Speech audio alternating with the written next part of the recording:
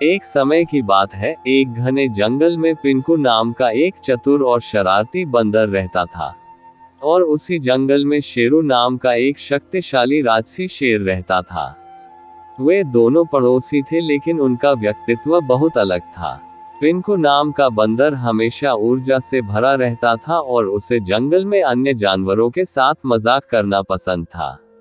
वह अपनी चालाकी के लिए जाना जाता था और अक्सर चालाकी दिखाने के चक्कर में खुद को परेशानी में डाल लेता था।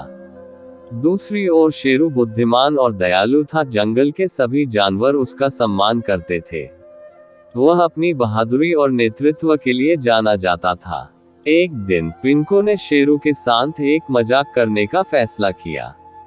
उसने सोचा कि शक्तिशाली शेर को चुनौती देना और अन्य जानवरों के सामने अपनी चतुराई साबित करने में बड़ा मजा आएगा।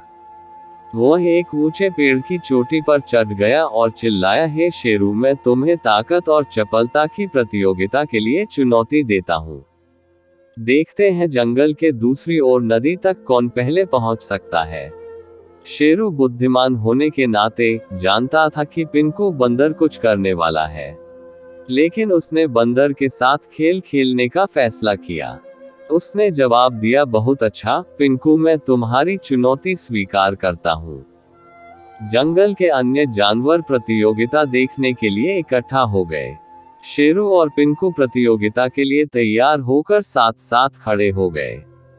जैसे ही दौड़ शुरू हुई, पिंकू अपने लाभ के लिए अपनी चपलता का उपयोग करते हुए एक शाखा से दूसरी शाखा पर झूलते हुए आगे बढ़ता गया। वह तेज और फुर्तीला था और उसे विश्वास था कि वह ही जीतेगा। दूसरी ओर शेरू जंगल में शांति और स्थिरता से चलता रहा। वह जानता था कि पिंकू के साथ दौड़ना उचित नहीं होगा, क्योंकि उसे ताकत के लिए बनाया गया था, बंदर की तरह गति के लिए नहीं।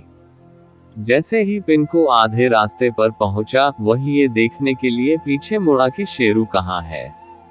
उसे आश्चर्य हुआ कि उसे शेर कहीं भी दिखाई नहीं दिया। पिंकू बंदर यह सोचकर खुद पर हंसा कि उसने शेर को मात दे दी है। हालांकि पिंकू बंदर को यह नहीं पता था कि शेर ने एक अलग रास्ता अपना लिया है।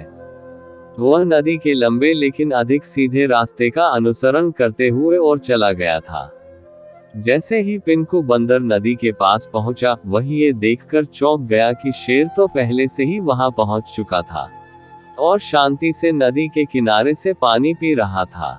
ये देखकर पिंकू बंदर को शर्मिंदगी महसूस हुई और उसे एहसास हुआ कि उसने शेरू की बुद्धिमत्ता और रणनीति को कमाका था। शेरू ने पिंकू बंदर को देखकर मुस्कुराते हुए कहा, पिंकू, तुम तेज और फुर्तीले हो, लेकिन याद रखो कि बुद्धि और बुद्धिमत्ता कभी कभी अधिक शक्तिशाली हो सकती है। पिंकू को शेरू की बातें सुनकर थोड़ा अच्छा लगा और उसने स्वीकार किया कि शेर को चुनौती देना उसकी मूर्खता थी। उस दिन के बाद से पिंकू ने दूसरों के साथ छल करना बंद कर दिया और ज्ञान और नेतृत्व के मूल्य की सराहना करना सीख लिया। पिंकू बंदर और शेरू शेर ने एक साथ समय बिताया और पिंकू ने शेरू के मार्गदर्शन से कई मूल्यवान सबक सीखे।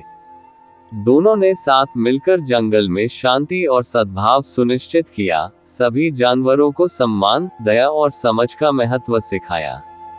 इस प्रकार चतुर बंदर और बुद्धिमान शेर जंगल में मित्रता और सहयोग की विरासत छोड़कर हमेशा के लिए खुशी से रहने लगे। शिक्षा बंदर और शेर की कहानी से हमें शिक्षा मिलती है कि हमें कभी भी दूसरे को नीचा दिखलाने के लिए मजाक नहीं करना चाहिए, अन्यथा हमारा ही मजाक बनकर रह जाता है।